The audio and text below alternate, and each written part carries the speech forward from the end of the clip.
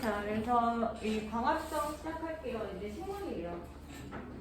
식물은 어떤 애들이냐면 광합성을 하는 애들이 식물이 아니라 움직이지 못하는 애들, 뿌리가 있는 애들을 일단 식물이라고 할게요.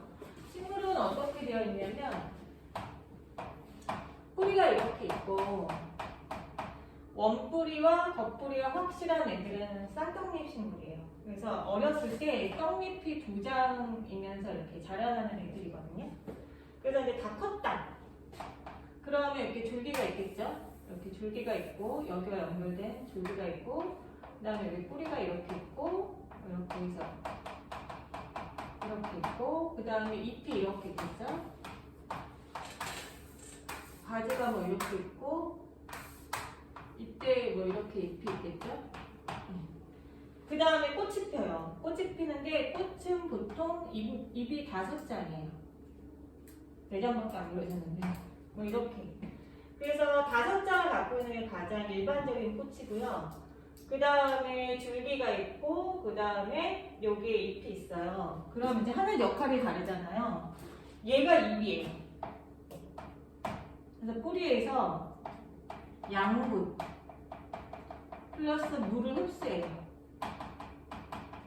그러니까 내가 꽃을 너무 사랑해서 물을 주겠대요. 여기다 주면 안 돼요. 그렇죠? 선생님이 입으로 먹어야지 이렇게 먹으면 안 되죠. 물이 안 들어가죠.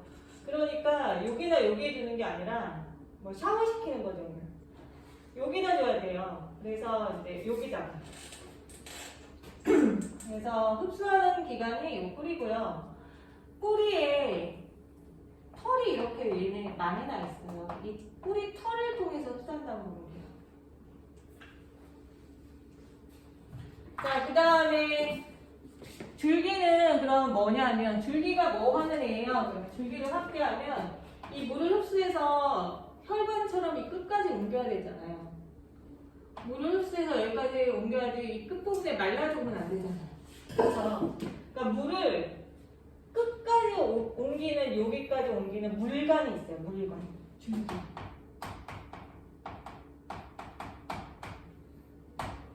자, 그 다음에 얘가 광합성을 해요. 햇빛을 받아요. 햇빛을 받으면 이 잎에서 포도당을 만들어요. 포도당을 만들어서 잎에다가 녹말로 저장했다가 밤에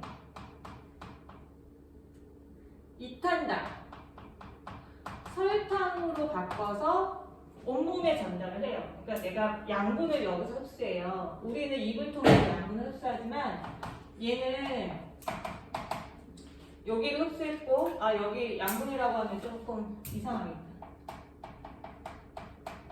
물기지. 뭐 이런 걸로 바꿀게요. 이런 거 흡수하고 물도 흡수하고.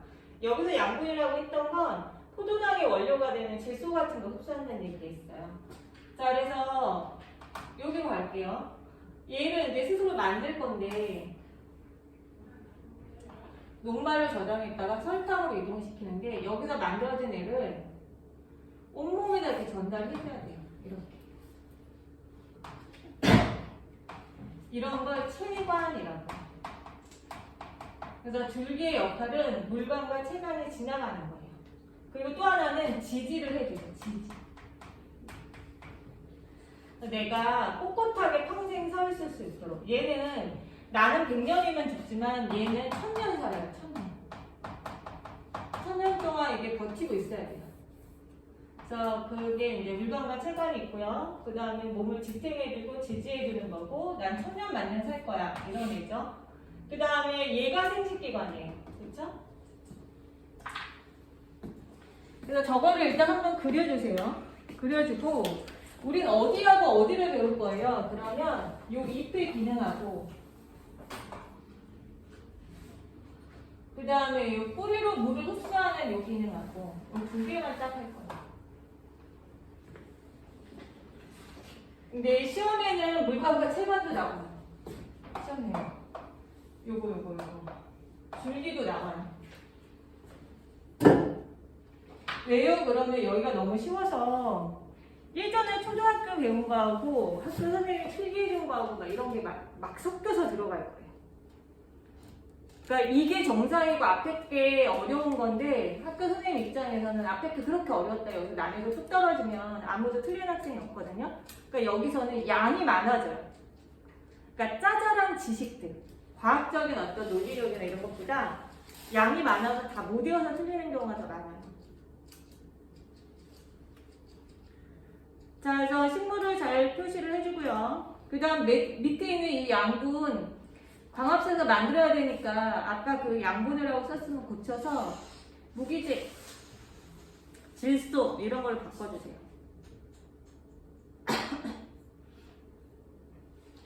자, 광합성이 뭐냐면 생물은 난 뭘 먹어야지 살거든요.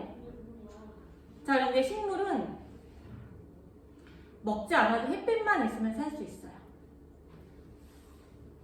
자, 그래서 스스로 양분을 합성하는 과정이 이제 광합성인데요. 빛이 있어야 합성돼서 광합성이에요. 이 빛은 딴 거 돼요. 딴 거 잘 안 돼요. 일반적으로 태양 에너지예요. 태양 에너지가 있어야지만 광합성이 된다. 빛 에너지라고 한 건 실내에서도 식물이 충분히 자라기 때문에 그러는데 이 백열등 같은 경우도 태양빛 에너지를 흉내낸 거라고 보면 돼요. 그래서 일단 여기선 빛 에너지니까 빛 에너지라고 보는데 태양빛 에너지. 자, 볼게요. 이산화탄소하고 물이 재료예요. 그래서 포도당이라는 애와 산소를 만드는 거죠. 자, 이산화탄소 기체, 물 액체. 자, 기체는 어디를 통해서 흡수될까요? 그러면 그렇죠. 어디를 통해서 기체가 흡수되죠? 그러면 얘는 잎에 콧구멍이 있어요. 입이 돼. 잎에 구멍이 있어요. 구멍. 그래서 좁쌀처럼 그러니까 보리처럼 생긴 구멍이 있는데 그게 열려요. 이렇게 열리면 여기로 이산화탄소를 먹어요. 그래서 얘는 잎의 뒷면. 그래서 기체가 드나드는 구멍이라고 해서 기궁이라고 해요. 기궁을 통해서 이동하고요. 액체인 물은 어디를 통해서 이동하냐면 이 아래 뿌리를 통해서 이동해요. 자, 그래서 몸 안에서 만드는 거예요. 잎에서 포도당이. 자, 얘네들을 유기물이라고 해요. 에너지가 있는 애들. 선생님 물 먹어서 살쪘어요. 이렇게 너희한테 얘기를 하는 거야. 나는 물만 먹어도 살찐다? 거짓말이에요. 물도 맛있겠죠. 물도. 그렇죠? 선생님 과자 먹고 살쪘다? 맞는 얘기예요. 거짓말 아니죠? 그러니까 나는 과자하고 물을 같이 먹었어요. 뭐 때문에 살찐 거니? 과자 때문에 살찐 거예요. 물 때문에 살찐 게 아니에요. 물은 에너지가 없고요. 얘는 에너지가 있어요. 그래서 유기물은 에너지가 있는 상태예요. 그러니까 포도당 먹으면 살찐다는 거죠. 그래서 유기물 세 가지 한번 해볼게요. 포도당이 이 탄수화물이라는 게. 그 다음에 우리가 알고 있는 단백질. 하나 더 있죠? 지방. 자, 얘네들을 유기물이라고 하는데 식물은 요걸 만든 거예요. 요거. 포도당. 그 다음에 산소는 필요 없어요. 얘. 갖다 버릴 거예요. 나가. 얘가 좋아하는 건 이산화탄소, 먹는 건 이산화탄소, 버리는 건 산소. 어디로 버려요? 그러면 피고.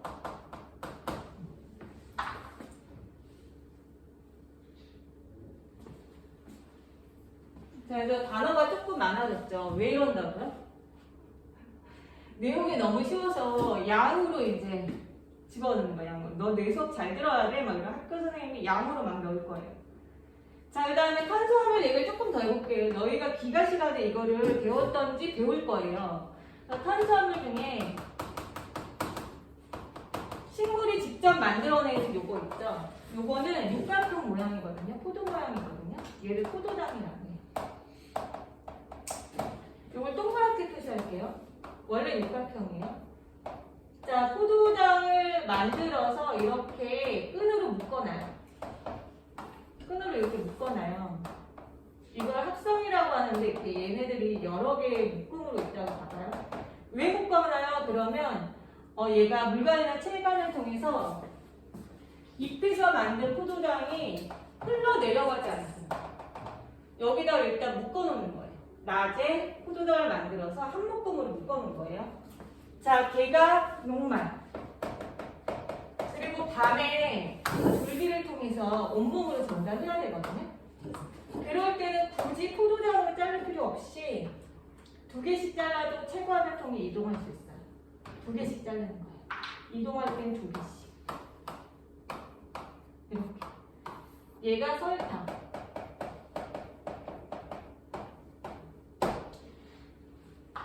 만들 때는 하나씩 만들어요. 포도당. 그 다음에 체관이나 물관을 통해 흘러가지 않도록 낮 동안에 잎에다 묶어놔요. 녹말. 그 다음에 밤에 이동할 때 2개씩 잘라서 이동시켜요. 설탕. 자, 저기까지 됐죠? 자, 이거 시험 문제예요. 그럼 이거 시험 문제 맞아요. 웬만하면 다 낼 거예요. 자, 광합성이 일어나는 장소 볼게요.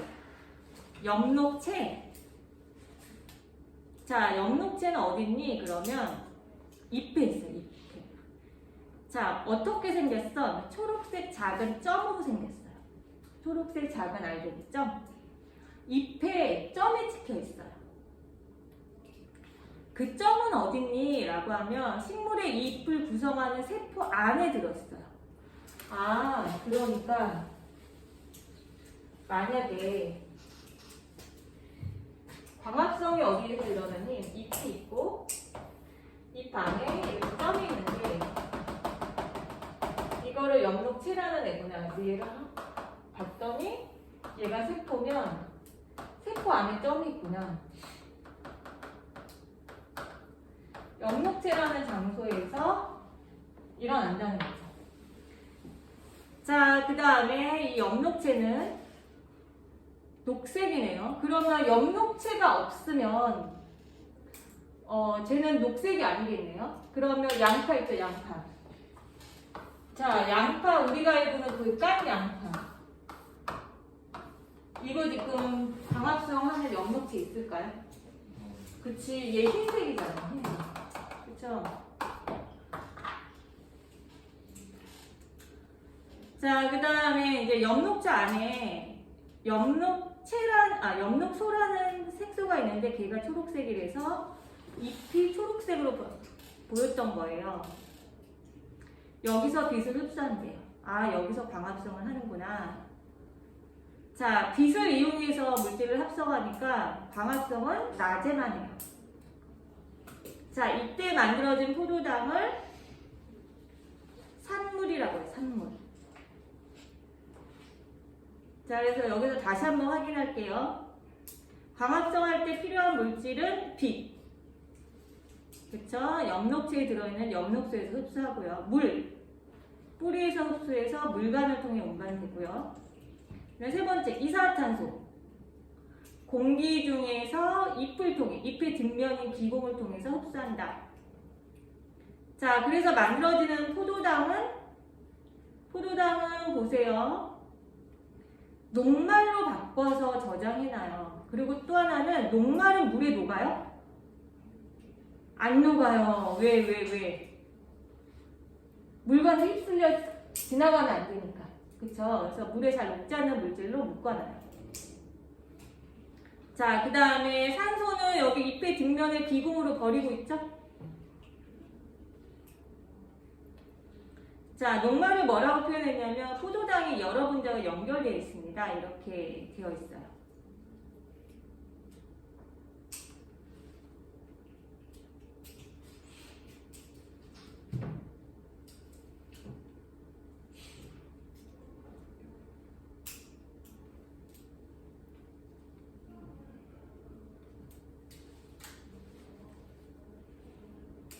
어때요? 내용 괜찮죠? 그쵸? 자, 그 다음에 이제 이거 볼게요. 그러면 어떨 때 얘를 광합성을 잘하니? 근데 이거 실험을 직접 해봤거든요. 어떨 때 이 식물이 광합성량이 많아지는지를 한번 실험해봤더니 빛이 쓸 때, 광합성할 때 들어오는 빛 에너지가 많으면 광합성량도 많겠구나. 어느 이상에서는 커지지 않아요. 이거를 광포화점이라고 해요. 그래서 어느 이상에서는 더 이상 광합성을 많이 하진 않지만 어느 지점까지는 빛의 양과 광합성 양이 필요합니다. 센빛을 주면 광합성을 많이 하는구나. 또는 이산화탄소가 많으면 광합성도 많이 해요. 자, 그런데 온도는 이걸 어떻게 해석해야 돼요? 그러면 얘한테 알맞은 온도가 있는 거예요. 온도가 낮아도 잘 안 되고 높아도 잘 안 되고.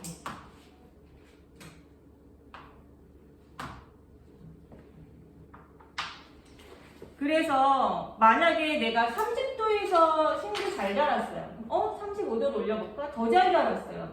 40도 올려볼까? 근데 그때보다 잘 안 자라는 거예요. 왜 그러지? 45도로 해볼까? 그러면 죽어버리는 거예요. 그래서 오히려 온도가 높으면 굉장히 잘 죽는다. 그러면 우리 지구의 온도가 급격하게 올라가면 식물은 말라 죽겠죠. 먹을 게 없으면 사람도 죽겠네요. 뭐 이렇게 되는 거예요. 자, 그래서 이 그래프 잘 확인해 주세요. 자, 이거는 무조건 시험 문제, 무조건. 자, 광합성에 영향을 미치는 환경 요인을 알아보면 식물의 생장을 이해하고 농작물의 생산량을 늘릴 수 있다. 아, 그래서 내가 좋아하는 벼다, 밥이다, 뭐 빵 만드는 밀이다. 그러면 온도가 아주 높으면 안 되겠죠. 그쵸? 아주 높으면 안 되겠어요. 대신에 이산화탄소가 많고 빛이 잘 드는 부분에서 농사를 지으면 되겠네요.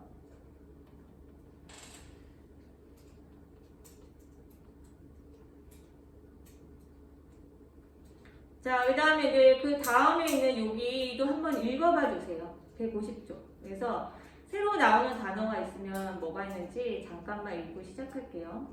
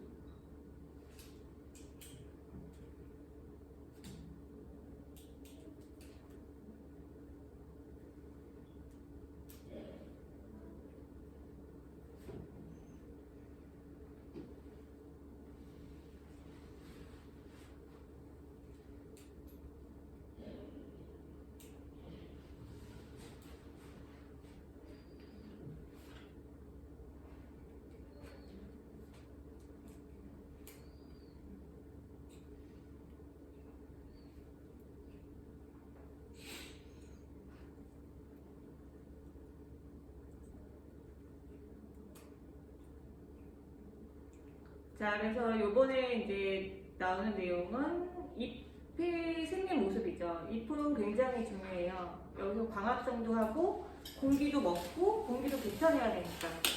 자, 그래서 얘가 먹어야 될 공기는 이산화탄소고요. 버려야 될 공기는 산소예요. 자, 한번 볼게요. 자, 잎은 어떻게 생겼니? 그러면 이거 좀 안 나왔구나. 좀 밑에 걸 좀 더 확인하면, 자, 이걸 좀 확대해서 그렸어요. 이 잎이 이렇게 있으면 옆에서 딱 잘라서 단면을 보고 이 두께, 잎의 두께를 봤더니 맨 위에 있는 거와 맨 밑에 있는 건 표피래요. 그래서 앞면은 매끌매끌하고요. 앞면은 매끌매끌하고 뒷면은 뻐끌뻐끌해요. 어떻게 알아요? 깻잎 같은 거 한번 생각해 보세요. 깻잎이 한쪽 면은 매끈매끈하고 한쪽 면은 거칠거칠하죠. 거칠거칠한 면이 뒷면이에요. 근데 아까 얘 콧구멍이 여기 있다고 했잖아요. 공기가 들어가는 기공은 뒷면에 많아요. 예전에는 뒷면에 있어요. 이렇게 했는데 학생들이 계속 이렇게 따지는 거예요. 앞면에도 있던데요? 앞면에도 있던데요? 그래서 말을 바꿨어요. 주로 뒷면에 있고 앞면에 몇 개 있어요. 몇 개. 그래서 기공은 뒷면에서 많이 발견했다. 자, 잎의 가장 바깥에 있는 거를 표피라고 하고요. 여기에 공변세포라는 애가 있는데 얘가 두 개가 모여서 기공 하나를 만들어요. 그래서 이 세포는 이렇게 생겼어요. 공변세포 하나, 공변세포 두 개. 자, 그러면 여기 얘가 콧구멍이에요. 얘가 콧구멍. 기체가 드나드는 구멍. 기고. 만약에 얘가 공기가 드나들지 않고 닫혔다. 이 기공이 닫혔다. 그러면 이렇게 있으면 돼요. 이렇게. 닫혔을 때, 열렸을 때. 크기가 다른 게 이상하니까 좀 비슷하게 이렇게요. 그래서 이렇게 닫혔을 때죠. 자, 그래서 닫힌 상태, 열린 상태. 그러면 여기는 공기가 드나들고 있는 거고, 여기는 공기가 안 드나들고 있는 거예요. 자, 공변세포 두 개가 기공 하나를 만들고요. 일반적으로 뒷면에 많다. 자, 여기는 이산화탄소 막 먹고 수증기 버려요. 아, 산소 버려요. 그 다음에 수증기도 버려요. 자, 그래서 이산화탄소 먹고 산소 버리고 수증기도 버리고. 자, 이렇게 생겼죠? 자, 그 다음에 별표 쳐주세요. 표피는 흰색이에요. 표피는 흰색이니까 광합성을 안 한다는 뜻이네요. 근데 표피에 있는 공변세포 있죠. 공변세포는 초록색이에요. 에? 초록색이 무슨 뜻이죠? 엽록소가 있다. 엽록체가 있다. 광합성 한다.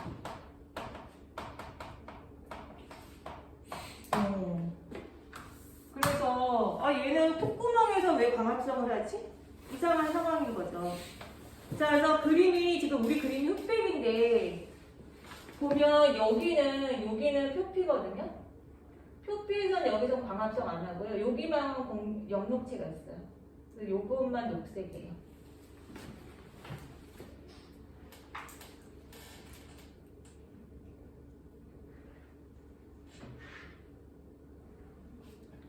자, 표피 보세요. 엽록체가 없어서 색깔을 띠지 않고 투명하고요. 광합성이 일어나지 않고요. 공변세포는 초록색을 띠고요. 광합성이 일어나고요. 세포 안쪽 벽이 바깥쪽보다 두꺼워서 잘 벌어진다. 자, 그러니까 여기가 얇고요. 여긴 두꺼워요. 그러니까 잎이 팽창하면 여기로 이렇게 벌어지는 거예요. 그래서 안쪽 벽은 두껍다.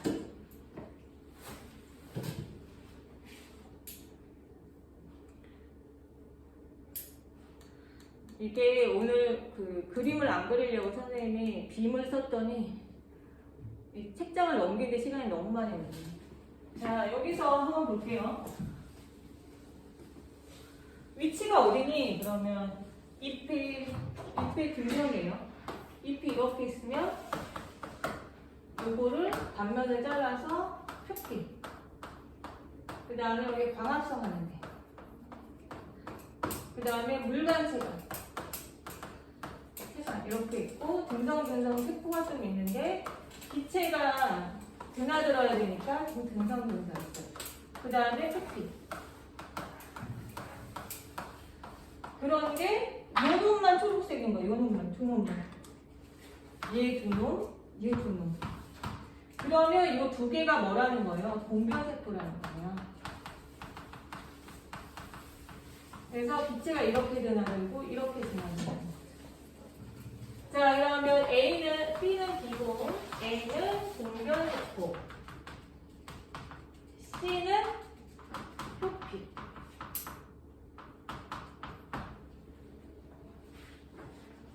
자, A에는 공변세포에는 엽록체가 있다. 네.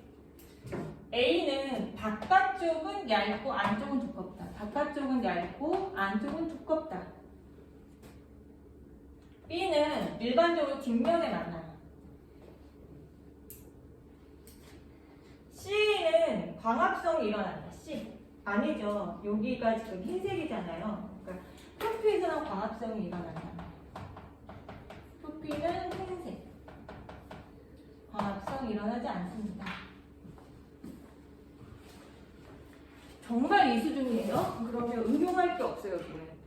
외워서 문제, 외워서 문제. 대신에 외울 양이 많아진다가 핵심인 거죠.